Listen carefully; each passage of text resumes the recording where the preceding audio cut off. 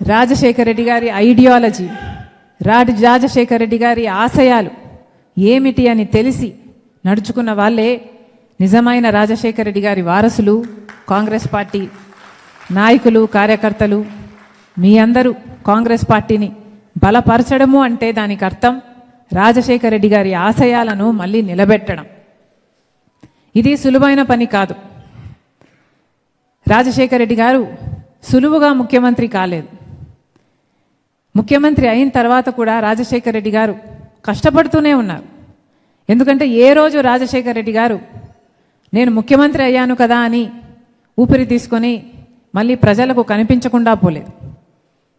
ఈ మధ్య నాయకుల్లాగా ఒకసారి ముఖ్యమంత్రి అయిపోయిన తర్వాత సొంత పార్టీ కాడర్కు కాదు కదా, సొంత పార్టీ నాయకులకే, ఎంపీలకు, ఎమ్మెల్యేలకు, మంత్రులకే అందుబాటులో లేకుండా ఉండని నాయకులను చూశాం. కానీ రాజశేఖర రెడ్డి గారి లాగా నిరంతరం ప్రజల మధ్యనే గడపాలి అనుకునే నాయకుడిని మళ్ళీ ఎప్పుడు చూస్తాము?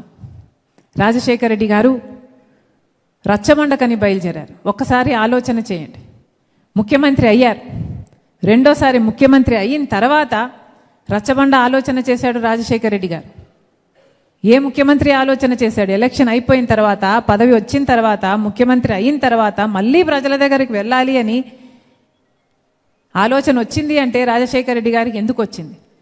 ఎందుకంటే నా పథకాలన్నీ ప్రజలకు అమలవుతున్నాయా లేదా నేను చూడాలి, నేను కనుక్కోవాలి, ఇంకా ఎవరికైనా ఏ పథకమైనా అందకపోతే అవి అందించాలి అని ఉరుక్కుంటూ వెళ్ళి కదా రాజశేఖర రెడ్డి గారు రచ్చబండకని వెళ్ళి కదా చనిపోయారు.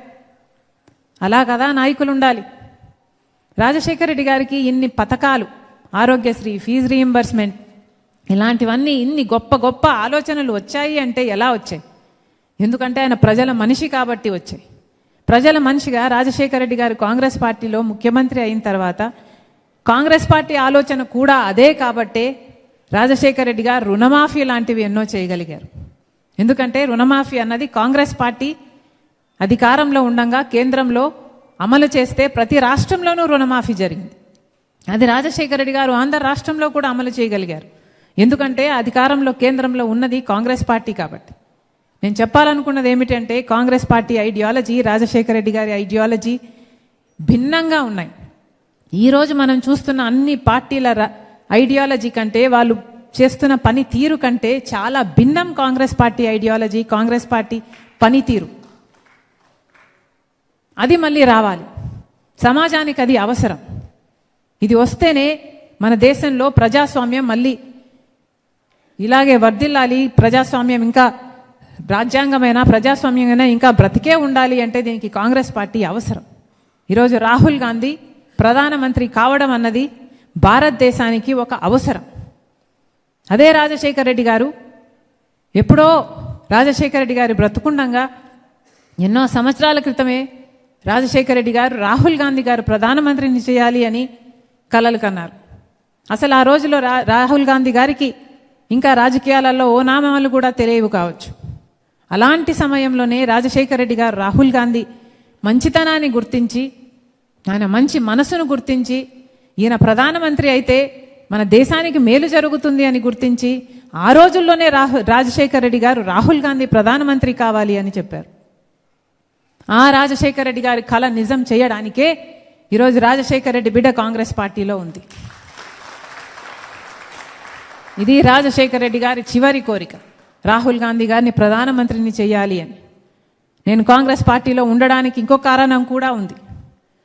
మన రాష్ట్రం, ఆంధ్ర రాష్ట్రం ఎంతో చితికిపడి ఉన్నది. ఈ సమయంలో విభజన జరిగి మన రాష్ట్రం అతలాకుతలమైన సమయంలో ఒక రాహుల్ గాంధీ గారు ప్రధానమంత్రి అయితేనే మన రాష్ట్రం మళ్ళీ బాగుపడుతుంది అని బలంగా విశ్వసించే ఈరోజు నేను కాంగ్రెస్ పార్టీలో ఉంటున్నాం.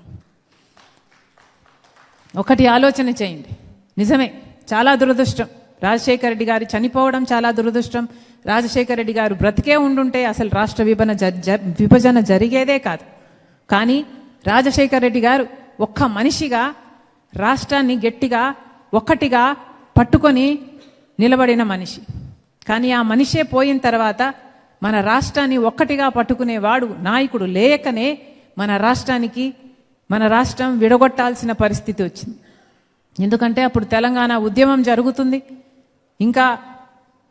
ఇంకా ఎక్కువ మంది ఆ ఉద్యమంలో చనిపోకూడదు అన్న ఉద్దేశంతోనే, ఎలాగైనా సరే ఈ సమస్యను పరిష్కరించాలి అన్న ఉద్దేశంతోనే కాంగ్రెస్ పార్టీ మన రాష్ట్రాన్ని విడగొట్టాలి అన్న నిర్ణయం తీసుకుంది. అంటే దాని వెనక ఉన్న కారణం ఆంధ్ర రాష్ట్రానికి అన్యాయం చేయాలి అని కాదు, ఆంధ్ర రాష్ట్రానికి ఏ అన్యాయము జరగకూడదు అని ఆ రోజుల్లోనే అన్ని చట్టంలోనే ఆ రోజుల్లోనే ప్రతిదీ పొందుపరిచింది కాంగ్రెస్ పార్టీ. మన రాష్ట్రం, ఆంధ్ర రాష్ట్రం మళ్ళీ తిరిగి లేయాలి, మళ్ళీ బాగుపడాలి, అభివృద్ధి చెందాలి అని. ప్రత్యేక హోదా రావాలి అన్నది కాంగ్రెస్ పార్టీ చట్టంలోనే పెట్టింది. ప్రత్యేక హోదా రావడం అంటే వేల కొద్ది పరిశ్రమలు, 20,000, 30,000, 40,000 ఇలా ఎన్ని పరిశ్రమలు వచ్చునో ఇన్ని పరిశ్రమలు వస్తే మన రాష్ట్రం అభివృద్ధి చెందుతుంది. ప్రత్యేక హోదా ఉంటే అంటే నో ట్యాక్స్, అంటే ఎన్ని సబ్సిడీలు, ఎన్ని రాయితీలు ఇవన్నీ ఉంటాయి కాబట్టి ఎన్నో పరిశ్రమలు, వేల కొద్ది పరిశ్రమలు వస్తాయి. దాని ద్వారా మన బిడ్డలకు ఉద్యోగాలు వస్తాయి, అభివృద్ధి చెందుతుంది మన రాష్ట్రం అనే కాంగ్రెస్ పార్టీ అదొక చట్టంలాగా చేసింది. అంతేగాదు, రాజశేఖర రెడ్డి గారు కలలు కన్నా మొదలుపెట్టిన పోలవరం ప్రాజెక్టు 36 లక్షల ఎకరాలకు నీళ్ళిచ్చే ప్రాజెక్టు, అది జాతీయ ప్రాజెక్టుగా కేంద్రమే పూర్తి బాధ్యత వహించి చేయాలి అన్నది కాంగ్రెస్ పార్టీ చట్టంలోనే పెట్టింది. అలాగే రాజధాని అయితేనేమి పూర్తి నిధులు కేంద్రమే భరించాలి, ఒక బ్రహ్మాండమైన రాజధాని కట్టాలి అని కాంగ్రెస్ పార్టీ ఆ రోజే చట్టంలో పెట్టడం జరిగింది. ఇలా ఒకటి కాదు, రెండు కాదు, ఉత్తరాంధ్రకైతేనేమి, రాయలసీమకైతేనేమి, స్పెషల్ ఎకనామిక్ ప్యాకేజ్ అయితేనేమి, లేక దుగ్గరాజపట్నం పోర్ట్ అయితేనేమి, కడప స్టీల్ ఫ్యాక్టరీ అయితేనేమి, రైల్వే జోన్లు అయితేనేమి, మెట్రోలు అయితేనేమి, ఇలా ఒకటి కాదు, రెండు కాదు, ఆంధ్ర రాష్ట్రానికి ఎన్ని కావాలో ఇన్స్టిట్యూషన్లు అయితేనేమి, రీసెర్చ్ సెంటర్లు అయితేనేమి, మెడికల్ అయితేనేమి, ఎడ్యుకేషనల్ అయితేనేమి, ఇలా అన్నీ రావాలి, ఆంధ్ర రాష్ట్రం బాగుపడాలి అని కాంగ్రెస్ పార్టీ ఇవన్నీ చట్టంలోనే చేర్చింది. ఆ రోజుల్లో వేసిన లెక్కల్లోనే ఇవన్నీ అమలు చేయాలి అంటే 5 లక్షల కోట్ల రూపాయలు ఆంధ్ర రాష్ట్రానికి ఇచ్చిన వాళ్ళు అవుతారు, మేలు చేసిన వాళ్ళు అని ఆ రోజుల్లోనే ఒక లెక్క, ఒక అంచనా. అంటే ఈ రోజుల్లో అది ఏ 10ంతలో అవును. కానీ ఇవేవి జరగలేదు అంటే దానికి కారణం కాంగ్రెస్ పార్టీ మళ్ళీ అధికారంలోకి రాలేదు. అప్పుడు అధికారంలోకి వచ్చింది బీజేపీ పార్టీ. అప్పటి నుంచి బీజేపీ పార్టీ వెన్నుపోటు పొడుస్తూనే ఉంది ఆంధ్ర రాష్ట్రానికి. ఆ తర్వాత జగన్మోహన్ రెడ్డి గారైనా, చంద్రబాబు గారైనా, వీళ్ళు ముఖ్యమంత్రులు అయినా ఒక్కరంటే ఒక్కరు కూడా అధికారంలో ఉండంగా ఆంధ్ర రాష్ట్రానికి మేలు చేసిన నాయకులు లేరు. ఎవరి పార్టీకి వాళ్ళు వాళ్ళ స్వార్థ రాజకీయాలు చేసుకున్నారు. చంద్రబాబు గారైనా, జగన్మోహన్ రెడ్డి గారైనా ప్రత్యేక హోదా గురించి మాట్లాడలేదు, పోలవరం ప్రాజెక్టు ఎత్తు తగ్గించడం గురించి మాట్లాడలేదు, రాజధానికి డబ్బులు ఇవ్వకపోతే మాట్లాడలేదు. ఇలా ఒకటి కాదు, రెండు కాదు, అసలు ప్రతి విషయంలోనూ ఒకరు ఉద్యోగాలు ఇస్తామన్నారు, జాబ్ క్యాలెండర్ అన్నారు, మోసం చేశారు. ఇంకొకరు నిరుద్యోగ భృతి అన్నారు, మోసం చేశారు. ఆఖరికి ఇద్దరూ కలిపి ఫీజు రీఎంబర్స్మెంట్, ఆరోగ్యశ్రీ లాంటి పథకాలకు కూడా ఖూనీ చేసి పడేశారు. ఈరోజు మన రాష్ట్రంలో ఏముంది, ఎంత అభివృద్ధి ఉంది అని చూసుకుంటే కనీసం వెతికినా కనిపించదు. మన రాష్ట్రం, మన దేశంలో అసలు రాజధాని లేని రాష్ట్రం ఏదైనా ఉంది అంటే అది ఒక్క ఆంధ్ర రాష్ట్రం మాత్రం మిగిలిపోయింది. ఇంత దారుణంగా పరిపాలన చేశారు. చేసింది కాక ఈరోజు ఇద్దరు, జగన్మోహన్ రెడ్డి గారైనా సరే, చంద్రబాబు గారైనా సరే, ఇద్దరు పవన్ కళ్యాణ్ గారైనా సరే, అందరూ కలిపి బీజేపీకే ఊడిగలు చేస్తున్నారు. బీజేపీ ఏం మేలు చేసింది, ఏం లాభం చేసింది మన రాష్ట్రానికి? ఏమీ చేయకపోయినా కూడా వీళ్ళ స్వార్థ రాజకీయాల కోసం ఈరోజు బీజేపీకి ఊడిగలు చేస్తున్నారు, బీజేపీకి బానిసలుగా తయారయ్యారు. బీజేపీ ఏ బిల్లుకు మద్దతు ఇమ్మంటే ఆ బిల్లుకు మద్దతు ఇస్తున్నారు. ఒకటి కాదు, రెండు కాదు, ఎన్ని రకాలుగా మన ఆంధ్ర రాష్ట్రాన్ని, ఆంధ్ర రాష్ట్ర బిడ్డలకి అన్యాయం చేయాలో అన్ని రకాలుగా ఇద్దరు అన్యాయం చేశారు. జగన్మోహన్ రెడ్డి గారైతే జలయజ్ఞం నవరత్నాలలో పెట్టి రాజశేఖర రెడ్డి గారి కళ జలయజ్ఞం పూర్తి చేయాలి అని 6 నెలల్లో పూర్తి చేస్తానని చెప్పి జలయజ్ఞం చేయలేదు. చంద్రబాబు గారు సూపర్ 6 అన్నారు, నిరుద్యోగ భృతి 3,000 రూపాయలు అన్నారు, మహిళలకు ప్రతి నెల 1,500 అన్నారు, సూపర్ ఫ్లాప్ చేశారు. అయినా కూడా బీజేపీకి ఇద్దరు, ఒకరు సక్రమ పొత్తు పెట్టుకుంటే ఇంకొకరు అక్రమ పొత్తు పెట్టుకున్నారు. ఇద్దరు బీజేపీ పక్షమే. ఈరోజు కాంగ్రెస్ పార్టీ మాత్రమే ప్రజల పక్షాన నిలబడింది. అటు జగన్మోహన్ రెడ్డి గారైనా, ఇటు చంద్రబాబు గారైనా, పవన్ కళ్యాణ్ గారైనా, ఇందాక మన నాయకులు చెప్పినట్టుగా బాబు, జగన్, పవన్, బీజేపీ అంటే ఎక్కడో లేదు మన రాష్ట్రంలో. ఈ ముగ్గురే బీజేపీ, ముగ్గురు బీజేపీ పక్షం, మోడీ పక్షం. ఈరోజు కాంగ్రెస్ పార్టీ మాత్రమే ప్రజల పక్షాన నిలబడుతుంది, ప్రజల పక్షాన ప్రశ్నిస్తుంది, ప్రజల పక్షాన పోరాటాలు చేస్తుంది. రాహుల్ గాంధీ గారి నాయకత్వంలో ఈరోజు కాంగ్రెస్ పార్టీని బలపరచాలి అన్న దృఢ నిర్ణయంతో మణికం ఠాకూర్ గారు, అలాగే గణేష్ గారు, ఏఐసిసి నుంచి పలక్ గారు, వీళ్ళందరూ కలిసి రాష్ట్రంతో దగ్గరగా పనిచేసి కాంగ్రెస్ పార్టీని ఎలాగైనా బలోపేతం చేయాలి అన్న ఉద్దేశంతో ఈరోజు ఇతర పార్టీల నుంచి కూడా చేరికలు ఉండాలి అన్న ఉద్దేశంతో ఎంతో ఇనిషియేటివ్ తీసుకొని ఈరోజు ఈ కార్యక్రమం చేపడితే ఈరోజు వందల మంది కాంగ్రెస్ పార్టీలో చేరుతున్నారు. కాంగ్రెస్ పార్టీలో చేరాలి. ఇది ఫేజ్ 1 మాత్రమే. ఇది ఇంకా ఇంకా పెరగాలి. ఎందుకంటే ఈరోజు దేశానికి అవసరం కాంగ్రెస్ పార్టీ. ఈరోజు మన దేశం ఎంత దారుణమైన స్థితిలో ఉంది. పెట్రోల్, డీజిల్, ఆయిల్ అన్ని ఛార్జీలు పెరిగిపోయాయి. బంగారం కొనొద్దండి అంటున్నారు, విదేశాలకు వెళ్ళొద్దండి అంటున్నారు, బండ్లలో తిరగొద్దండి అంటున్నారు, ఇంట్లో కూర్చొని పని చేసుకోండి అంటున్నారు. దీనికి కారణం ఎవరు? దీనికి కారణం ఎవరు? పాలకులు కాదా? ఒకప్పుడు మన్మోహన్ సింగ్ గారు అధికారంలో ఉండంగా ఇలాగే పెట్రోల్, డీజిల్, ఇలా క్రూడ్ ఆయిల్ ప్రైసులు పెరిగితే మన్మోహన్ సింగ్ గారు ఈ భారం అంతా ఎండ్ కన్స్యూమర్ మీద, అంటే ప్రజల మీద పడకూడదు అన్న ఉద్దేశంతో దాన్ని, ఆ భారాన్ని 3 భాగాలుగా విభజించారు. ఒక భాగం కేంద్ర ప్రభుత్వమే ఆ భారం భరించేటట్టు, ఇంకొక భాగం పెట్రోలియం కంపెనీలు భరించేటట్టు, మూడో భాగం మాత్రమే కన్స్యూమర్ల మీద పడేటట్టుగా ఆ రోజు రూపకల్పన చేశారు. మరి ఈరోజు ఏం జరుగుతుంది?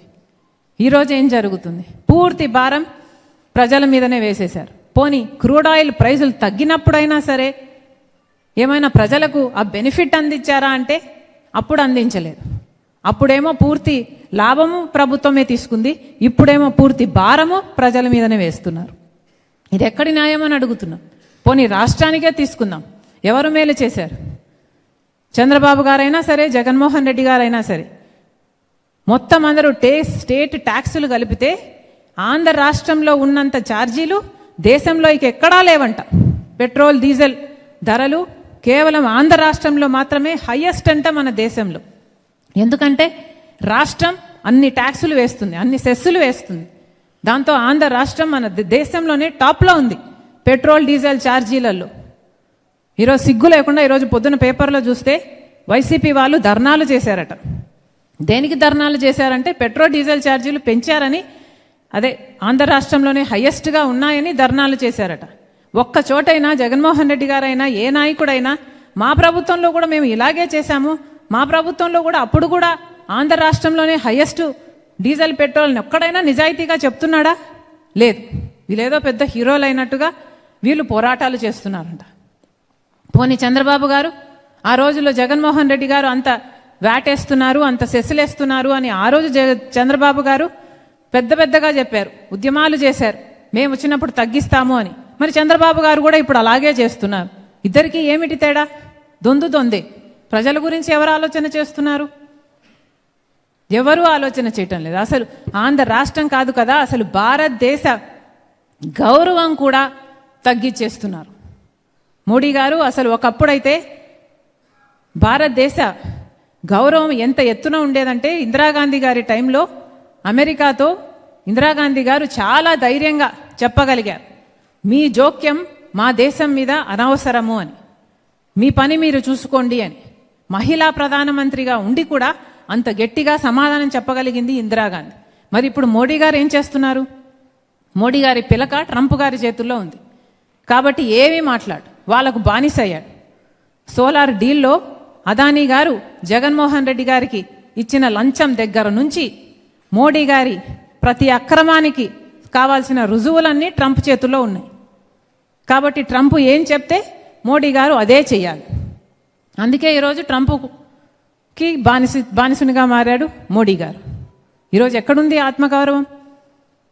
భారతీయుల్ని సంకెళ్ళు వేసి అమెరికా నుంచి పంపితే మనం ఆత్మగౌరవం లేని వాళ్ళగా కళ్ళప్పగించి చూశాం. అయ్యో ఏమిటి ఘోరము అని. ఎక్కడుంది భారతదేశానికి గౌరవం? ఈరోజు పాకిస్తాన్ అయినా చైనా అయినా అమెరికాకు మళ్ళీ దగ్గర అవుతున్నారు. నిన్న చైనాకు వెళ్ళాడు ట్రంప్. పాకిస్తాన్ ఆ ఇరాన్ దాని వాళ్ళ డీలు మధ్యవర్తిత్వం వహిస్తున్నది పాకిస్తాన్. మరి ఇండియా ఎక్కడుంది?